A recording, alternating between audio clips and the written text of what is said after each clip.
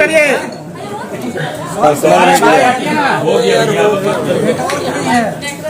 तो आज झारखंड राज्य की राजधानी रांची के इस प्रेस कॉल हॉल में उपस्थित देश के लोकतंत्र के चौथे स्तंभ तमाम मीडिया कर्मीगण, हमारे भाईगण, हमारी बहनीगण, आप सबों का अभिनंदन, स्वागत है। और आज के कॉन्फ्रेंस के माध्यम से, चूंकि कल से हमारा विधानसभा का सत्र आगाज होने वाला है, हमारे देश का लोकसभा का संसद का सत्र आगाज हो चुका है, तो ये हम लोग संदेश सबसे पहले देना चाहेंगे कि जैसा कि आज चूंकि ये शायद हमें लगता है कि अंतिम महत्वपूर्ण सत्र होगा, क्योंकि इसके बाद चुनावी रंग में हमारा राज्य रंग जाएगा।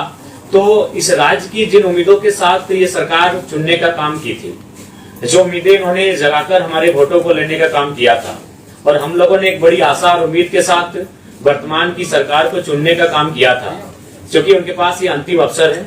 अतः आज के आपके माध्यम से, क्योंकि हम लोग बचपन में एक स्कूल की दीवार में एक लाइन पढ़े थे, literature is the mirror of society, लेकिन मैं आज गर्व से का साथ कहना चाहूंगा कि उसमें मैं एक लाइन ऐड करना चाहूंगा कि media is also mirror of society.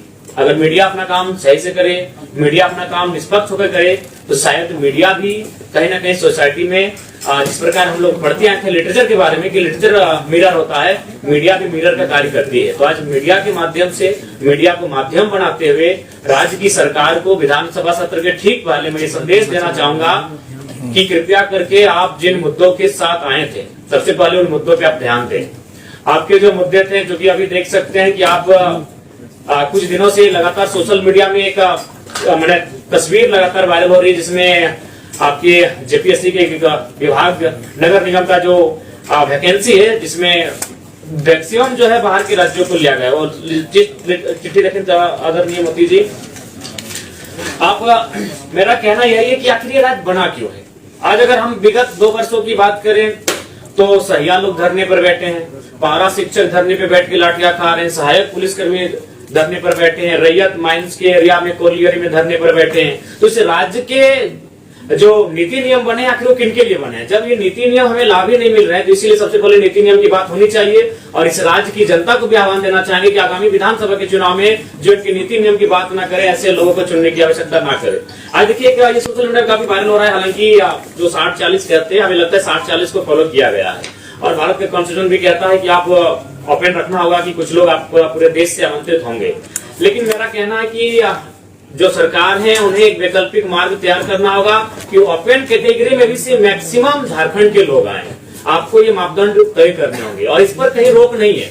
उदाहरण के लिए कुछ वर्ष पहले हमारे कुछ साथी अरुणाचल प्रदेश में एक बैंक का फॉर्म भरे थे, लेकिन उस बैंक में ये शर्त थी कि आपको उसका डॉक्यूमेंट जमा करने के लिए ऑफलाइन जाना होगा अरुणाचल प्रदेश। ना आप अरुणाचल प्रदेश जा सकते हैं, ना उस बैंक की फॉर्म को भर सकते हैं। तो ठीक उसी प्रकार हमारी सरकार जो भी चुनकर आती है, उनको इस बात को तय करना होगा कि आप किस प्रकार से एक रास्ता तैयार करते हैं कि यहाँ के नौजवानों को बेहतर अवसर मिले। हम आज 2 चिट्ठी लेकर आए हैं, क्योंकि आज इस राज्य को जानना होगा 2 चिट्ठियों का अर्थ को। एक चिट्ठी है, इस चिट्ठी को भी हम पढ़ते हैं। ये चिट्ठी आपका नगर विकास एवं आवास विभाग, जो कि आपका जेपीएससी है, इसमें जिनको नौकरियां दी गई है उनका नाम है अन्वेषा अदिति, वसुधा शर्मा, पल्लवी तिवारी, और ये झारखंड की है, राहुल गांगुली। ये कोई हरियाणा के हैं, कोई राजस्थान के हैं, कोई गुजरात के हैं, कोई महाराष्ट्र के। और एक चिट्ठी हम लेके आए, क्योंकि इस चिट्ठी को राज्य को देखना होगा। और एक चिट्ठी, इस चिट्ठी में नाम है मूर्ति देवी बिशुनगढ़ मुंबई। इस चिट्ठी में अगला नाम है कपिल देव महतो, रोहित साहु, गोविंद मरांडी, ललित महतो, जीवन लाल साहु। ये पिछले 6 महीना के हमारे प्रवासी मजदूरों की डेड बॉडी जो झारखंड आई। एक चिट्ठी हमारी साथ में है। ये चिट्ठी जिनमें 28 लोगों का नाम है, जिनमें 18 लोग हमारी नौकरियों को लूट के लेके जा रहे हैं और सरकार तमाशा देख रही है, बेचने का काम कर रही है। और इसी चिट्ठी में 16 लोगों का नाम है। ये प्रवासी मजदूरों की मौत का लिस्ट है। ये इसलिए झारखंड राज्य नहीं बना था। ये पीड़ादायक, हमें आप बार बार बाहरी भीतरी की बात करते हैं, ऐसी पीड़ादायक तस्वीर किसी राज्य की नहीं है। ये सिर्फ पिछले 2 महीनों की लिस्ट है। मैं तारीख पढ़ूंगा, 23 तारीख 7वां महीना 2024, 23 तारीख 7वां महीना 2024, 12 तारीख 7वां महीना 2024, 13 तारीख 7वां महीना 2024, 15 तारीख 7वां महीना 2024। तो हम मरने के लिए झारखंड पैदा नहीं हुए। 40% खनिज संपदा हम लोग हमारी जमीन से निकल कर जाता है, हम प्रवासी मजदूर बन के जाते हैं। हमारी लाश कहां से आती है? मुंबई से कर्नाटक, गुजरात, मुंबई, केरल, हैदराबाद, पुणे, मुंबई, मलेशिया, गुजरात, तमिलनाडु, चेन्नई, हैदराबाद। ये चेन्नई और हैदराबाद की डेड बॉडी अभी घर नहीं पहुंची है।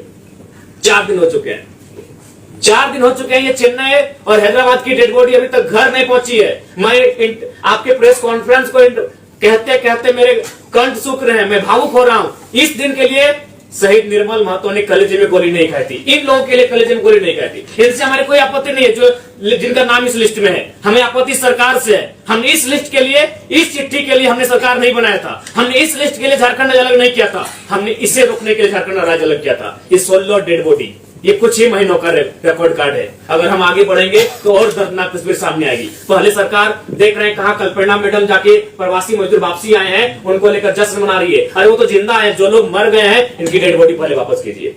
इनकी डेड बॉडी कैसे आएगी उस पर मंथन कीजिए, उस पर चिंतन कीजिए। नाम पढ़ दे रहे हैं, शिवा महतो, नावाडी, चेन्नई में उनका देहांत हुआ है 21 तारीख 7वां महीना 2024। भुवनेश्वर सिंह, नावाडी प्रखंड, सेम प्रखंड, हैदराबाद, 24 तारीख 7वां महीना 2024।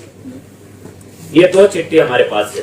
अब ये 2 चिट्ठी देखकर राजवासी तय करेंगे कि कब तक आखिर हमारे भोले वाले राजवासी इनके झांसों में ठगे जाएंगे। एक चिट्ठी जिनमें 28 नौकरियों का जिक्र है, ठीक है, 60-40 अनुपालन हुआ है, ठीक है, ये बी ग्रेड की नौकरियां हैं, लेकिन आप जो अपेन टू ऑल है उसमें आपको कुछ रास्ते तैयार करने होंगे। जैसे गुजरात और उड़ीसा में हमारे कई साथी जब इंटरव्यू के लिए गए, उनको गुजराती और उड़िया भाषा में इंटरव्यू का पेपर दिया गया, उस भाषा में उनको इंटरव्यू का लेटर दिया गया। तो ये राज्य सरकार को सोचना होगा कि आप इस चिट्ठी को कैसे इस चिट्ठी को और इस चिट्ठी को कैसे आप सुधार करते हैं। ये नहीं होगा। इस चिट्ठी के लिए, इस पेपर के लिए हमने झारखंड राज्य अलग नहीं किया था। हमने इस पेपर को समाधान करने के लिए झारखंड राज्य अलग किया था कि 40% खनिज संपदा देने वाला राज्य आज 2 महीनों में 16 प्रवासी मजदूर, उनका मृतक शरीर इस वतन में, इस प्रांत में वापस आता है। ये दुर्भाग्य का विषय है। तो इसलिए आज की हमारे प्रेस कॉन्फ्रेंस का उद्देश्य स्पष्ट है कि जो विधानसभा का सत्र जाएगा, 81 के 81 विधायकों को यही संदेश होगा कि आप कैसे यहाँ के नियोजन में,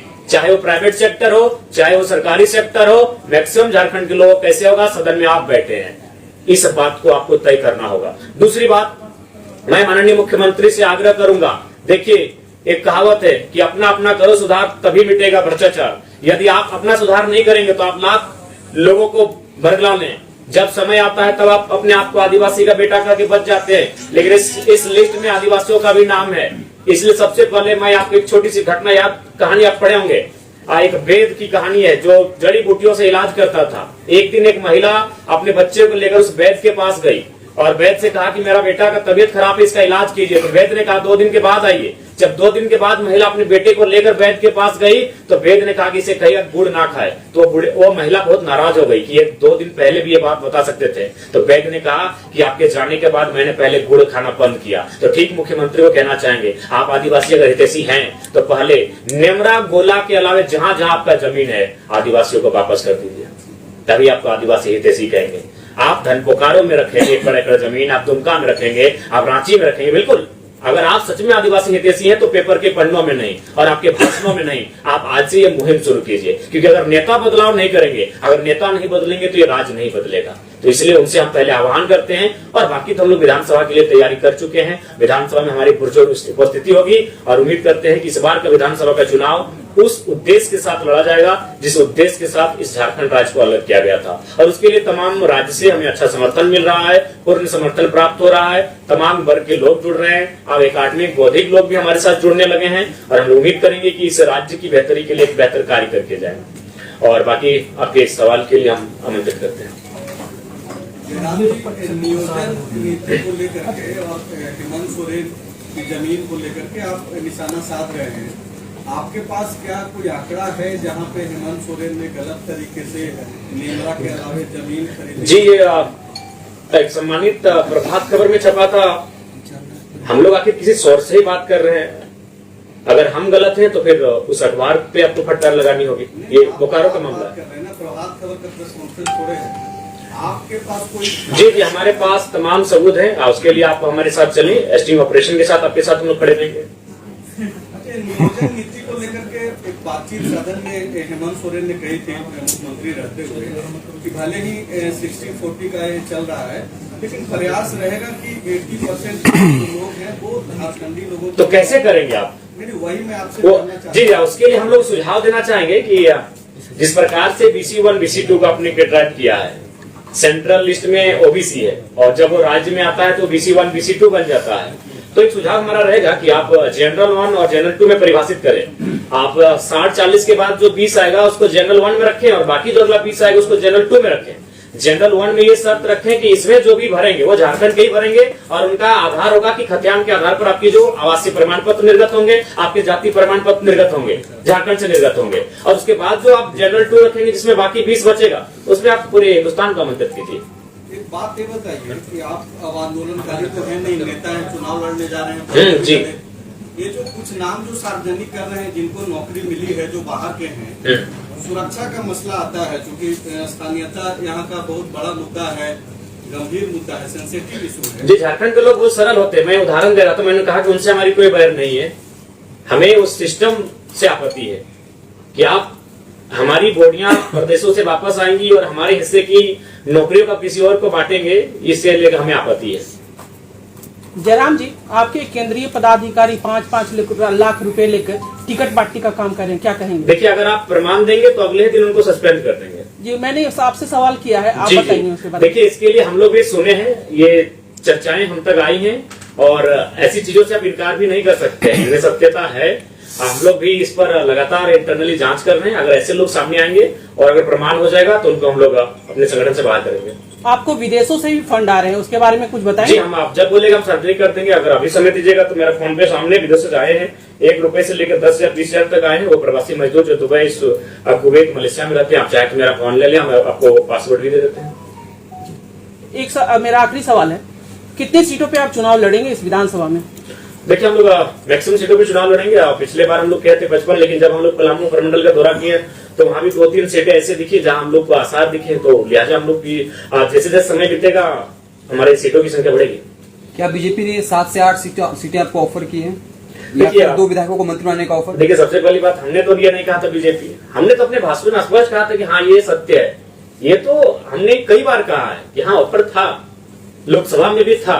लेकिन संगठन महामंत्री जो है वो सिर्फ जो है वो भाजपा में ही है। अच्छा, ठीक है, हम इस बार महासचिव, संगठन महामंत्री पब्लिक महासचिव, संगठन महामंत्री का जिक्र किया। देखिए, हम लोग भी मनुष्य हैं, आप भी मनुष्य हैं, कुछ शब्दों में त्रुटियां हो जाती है। जैसे अभी बातों में हमारे आदरणीय बड़े भाई ने सजेस्ट किया कि हमें उनका अगली बार से हम कोशिश करेंगे राज्य के बारे में बताएंगे, उनके नाम को हम गोपनीय रखेंगे। हम लोग चलते चलते सीख लेते हैं, तो लिहाजा महामंत्री पब्लिक महासचिव। अच्छा, सीधा जवाब आप दीजिए कि बीजेपी के किसी नेता से आप संपर्क में हैं? नहीं, संपर्क में नहीं है, हम संपर्क में नहीं है। वे लोग हमसे संपर्क में थे और फिलहाल कुछ दिनों से कटे हैं। तो वाया किसी के संपर्क में थे या डायरेक्ट आपसे बातचीत? नहीं, वाया संपर्क में थे, डायरेक्ट पॉसिबल नहीं है। थर्ड मोर्चे में क्या सरयू राय की संभावना बनती है? नहीं, सरयू जी से हमारी कोई बात नहीं हुई, ना कोई बात। चुनाव में भी कोई नहीं होगी? नहीं, बिल्कुल भी नहीं होगी।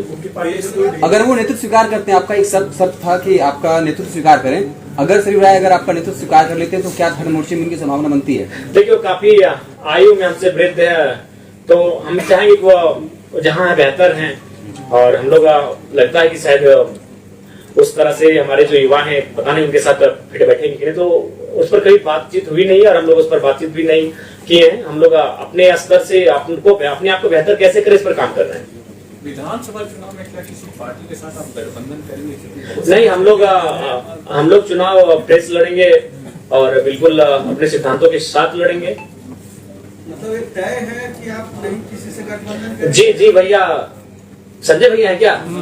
दिख नहीं रहे? जी भैया, ये पूरी तरह तय है कि हम लोग चुनाव बिना किसी गठबंधन के लड़ेंगे। अच्छा, एक जो बहुत बड़ा फैसला आज आया है सुप्रीम कोर्ट का, जी, 25 साल से लंबित मामला था, जिसमें यह फैसला दिया गया है राज्यों के हित में और बोला गया है कि खनिज युक्त जमीन पर जो है राज्य अब टैक्स लगा सकता है। पहले जो रॉयल्टी की व्यवस्था थी, इसके अलावा टैक्स का जो है आज सुप्रीम कोर्ट ने फैसला सुनाया है। इसको किस तरीके से देखिए, अगर राज्यों की खनिज पर अगर राज्य को भागीदारी मिल रही है या फिर राज्य को नियंत्रण देने की बात कही जा रही थी, ये स्वागत योग्य है। क्योंकि देखिए, दिल्ली में बैठे लोग नहीं समझ पाते हैं राज्य की समस्या को, और ये मनमानी होती है दिल्ली में बैठे, लेकिन अगर ये सुप्रीम कोर्ट का फैसला आया तो उसका स्वागत है। हम चाहेंगे इस बिल्कुल और बेहतर से बेहतर ऐतिहासिक फैसले आए। हम तो चाहेंगे कि धीरे धीरे अगर आप इस देश की इकोनॉमी को एक आम व्यक्ति तक लेकर जाना चाहते हैं तो बकायदा खनिजों पे उनकी मालिकियत का ही अधिकार दे दे।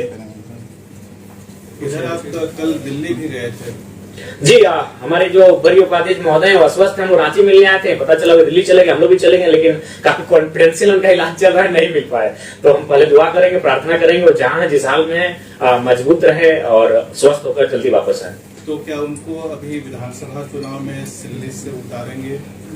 देखिए ये तो हमारे संगठन का फीडबैक तय करेगा, ये जनता का भी फीडबैक जो सर्वे टीम करने जाएगी वो तय करेगी, स्क्रीनिंग कमेटी के पास जो रिपोर्ट पहुंचेगी वो तय करेगी, संसदीय बोर्ड तक जो आएगी वहां तय होगी। इस बार थोपे हुए लीडर नहीं दिए जाएंगे और न ही केंद्र अध्यक्ष जिनसे उनकी मित्रता है, गहरी मित्रता है, वो कोई उनके फेवरेट हैं, उनको हम मैदान में उतार देंगे, ऐसा भी भूल हम लोग नहीं करेंगे। अभी तक तय नहीं है कि दिल्ली से लड़ेंगे? नहीं, अभी कहीं किसी का तय नहीं हुआ है, मेरा खुद का तय नहीं हुआ है कि हम लोग कहां से चुनाव लड़ेंगे। किसी और से बातचीत चल रही है क्या? जी बातचीत तो हो रही है और बहुत सारे प्रत्याशी एक विधानसभा में काफी प्रत्याशी है जो अपनी दावेदारी को प्रस्तुत भी कर रहे हैं। लेकिन लोकसभा चुनाव में देवेंद्र नाथ माथुर का परफॉर्मेंस किस तरह से देखते हैं आप?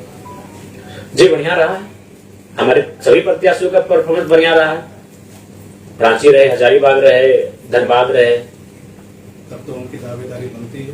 देखिए दावेदारी संगठन के वोट है, वोट प्रत्याशी के लिए संगठन के वोट हैं तो संगठन तय करेगी।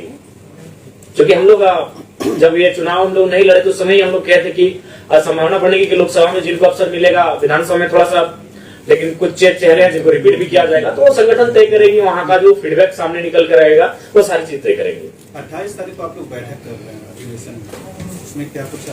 जी बहुत जो काफी फॉल्ट्स आ रहे हैं, त्रुटियां आ रहे हैं, दीदी ने भी शिकायत को सजेस्ट किया, तो ऐसी जो भी शिकायतें सामने आएंगी उनको सख्त हिदायत दी जाएगी कि अनुशासन में रहेंगे। अनुशासन अगर भंग होती है तो पार्टी उन पर कड़ी कार्रवाई करेगी। क्या अमित महतो आपके साथ आएंगे? बिल्कुल, देखिए उनको लेकर हमेशा एक स्वागत का नजरिया हम लोगों की टीम में रहा है। क्योंकि जब आंदोलन का स्टार्ट हुआ था उन्होंने जेएमएम को छोड़ने का काम किया था, बकायदा जो सरकार में है उस संगठन को, उस टीम को छोड़ने का काम किया था। तो मुझे लगता है कि अगर वो आते हैं तो उनके लिए हम लोग पॉजिटिव है। जयराम जी, आपके प्रत्याशियों की पहली लिस्ट कब आने की संभावना है?